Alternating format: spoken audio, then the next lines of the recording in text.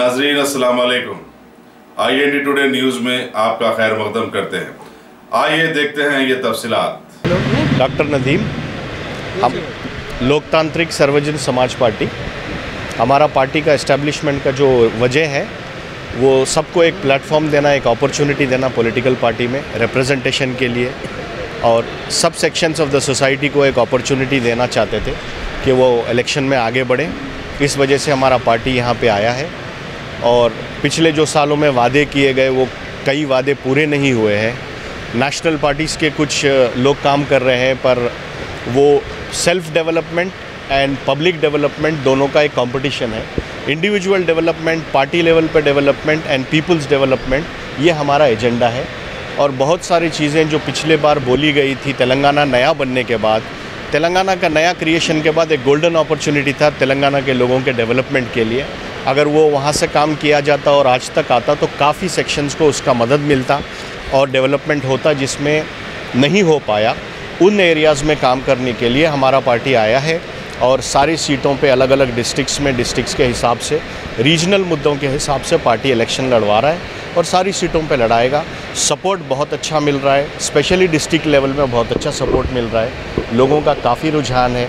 और हमारा election symbol है थाली विद फूड, खाने के साथ जो थाली है वो हमारा इलेक्शन सिंबल मिला है मिलने, तो उससे भी लोग रिलेट हो रहे हैं, उससे समझ में आ रहा है। और पार्टी का जो एजेंडा है, जो मोटिव है, जो प्रिंसिपल्स है और जो मैनिफेस्टो है, 2-3 दिन में मैनिफेस्टो रिलीज़ होगा।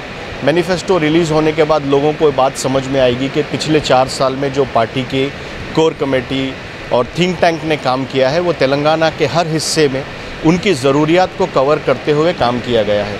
तो मैनिफेस्टो के रिलीज़ होने पर आपको पता चलेगा कि किन सेक्शंस ऑफ द सोसाइटी को एड्रेस किया गया है और किसी को भी इसमें छोड़ा नहीं गया है।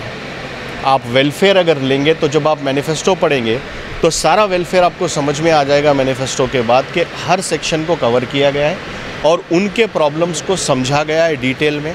उसी के बाद पार्टी ने ये फ़ैसला लिया है। तो इस वजह से हम बहुत होपफुल हैं, सपोर्ट अच्छा है, हमारे कैंडिडेट्स बहुत अच्छे हैं। हमने जिन कैंडिडेट्स को लिया है वो ग्राउंड वर्क करके आए हैं और मेहनतकश लोगों को लिया है। हमारे पास लेबर यूनियन के लोग हैं, अलग अलग सेक्शन से लोग आए हैं, जो बहुत सारी जगहों पे जाने पर जिसको रिप्रेजेंटेशन का मौका नहीं मिला, हमारी पार्टी ने उनके काम को देख के टिकट दिया है, नाम को देख के टिकट नहीं दिया है या किसी और वजह से टिकट नहीं दिया है। तो हमारे कैंडिडेट्स में आप बहुत सरप्राइज़ होंगे जब आपको कैंडिडेट का लिस्ट देखने को मिलेगा।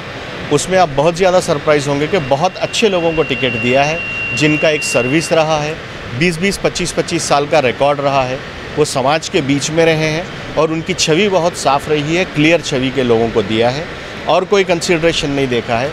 उनसे 2-3 चीज़ों की पार्टी ने मांग की थी कोर कमेटी की, कि आपका ट्रैक रिकॉर्ड अच्छा हो, आप सर्विस करते आए हों और आप समाज के बीच में रहने वाले हो।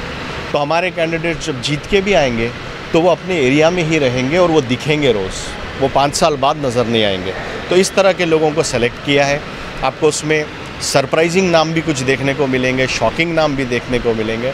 कुछ नाम ऐसे हैं जिसको देख के आपको बहुत खुशी और अच्छा लगेगा कि इन लोगों को भी आपने अपॉर्चुनिटी दिया है, चाहे वो स्टूडेंट्स होने दो, चाहे लेबर वाले होने दो, ये तमाम लोगों को पार्टी ने कंसिडर किया है और पार्टी बड़ी होपफुल है और सपोर्ट अच्छा मिल रहा है और आज के बाद में आपको चीज़ें देखने को मिलेगी।